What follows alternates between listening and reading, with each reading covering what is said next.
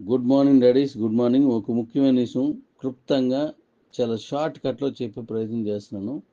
పూర్తిగా విని తక్కువ దీంట్లో అర్థం చేసుకోండి.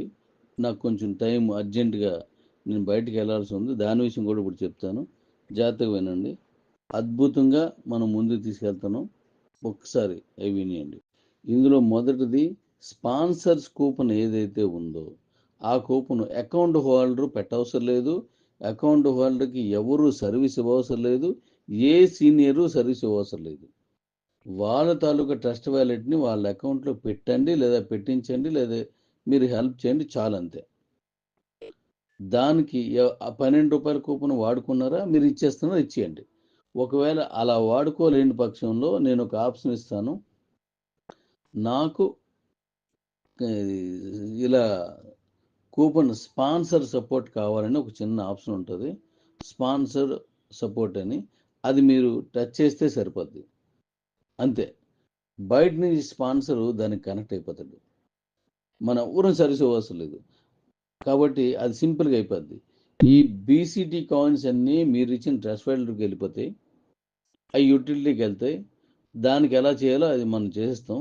ఈ డీ కాయిన్ అనేది ఆ అకౌంట్ హోల్డర్కి ఎన్ని రకాలుగా వస్తుందో, ఒకరు బైక్ వినరు, సెలవు వినరు, ఇలా ఏదైనా ఉంటే ఆ ఎన్నింటికి కూడా, లేదా అకౌంట్కి ఎన్ని వస్తే అన్ని కాయిన్స్ ఈ స్పాన్సర్కి వెళ్ళిపోతాయి. ఎట్టి పరిస్థితుల్లోనూ మీకు ఎవ్వరికి దాని మీద ఏ సర్వీసు మీరు ఇవ్వనవసరం లేదు, జీరో సర్వీసు. నాకు స్పాన్సర్ సపోర్ట్ ఇవ్వాలి అంతే, అదొక్కటే మీరు అక్కడ పెట్టిస్తే సరిపోద్ది, అంతే. మీరేం చేయవసరం లేదు. ఇంకా దానికి ₹1, ఒక్క పైసా కూడా మీరు చెల్లించాల్సిన అవసరం లేదు.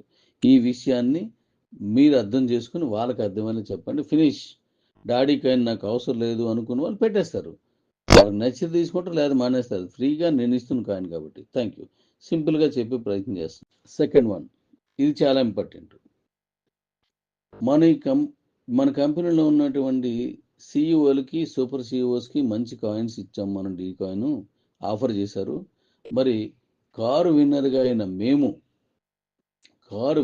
అయిన మరి ఇలా చేయలేదు కాబట్టి మరి మా పరిస్థితి ఏంటి? మా వల్లే కదా అవన్నీ జరిగాయి. వాళ్ళు 1000 కూపన్ చేసే వారు సిఇఓలు అయ్యారు. మరి మేము 1584 చేసి అయ్యాము, కారు విన్నర్స్ అయ్యాము. మరి మాకు కూడా అలాంటి ఫెసిలిటీ ఇవ్వాలి, కానీ మమ్మల్ని గుర్తించలేదు డాడీ అని అనేకమైనటువంటి మెసేజ్లు, కాల్స్ నాకు వస్తున్నాయి. ఎస్, వాళ్ళు చెప్పిన దాంట్లో యథార్థం ఉంది అనిపించింది. మన కుటుంబమే కాబట్టి ఇప్పుడు 25 డీ కాయిన్స్ ఎవ్రీ కార్ విన్నర్కి ఇచ్చేస్తున్నాను, ఎవ్రీ కార్ విన్నర్కి. ఎందుకంటే ఇక్కడ ఈ ఇబ్బంది లేదు. మన వాళ్ళు అంటే వాళ్ళు సర్వీస్ ఇస్తే చాలు. వాళ్ళు ఖచ్చితంగా వాళ్ళ తాలూకా కింద లెవెల్లో అప్పుడు కూపన్స్ కొనిపించి యాక్టివేషన్ చేయించి దాని సర్వీస్ ఇవ్వండి చాలు. ఆ సర్వీస్ బేస్ చేసుకుని వెళ్తాను. కారు విన్నర్ అయినంత మాత్రాన్ని ఇచ్చేయడం మాత్రం మంచిది కాదు. సర్వీస్ ఇస్తే చాలు, అంతే. కాబట్టి ఖచ్చితంగా వాళ్ళందరికీ చేస్తున్నాం. ఈ విషయాన్ని వారందరికీ తెలియచేయండి,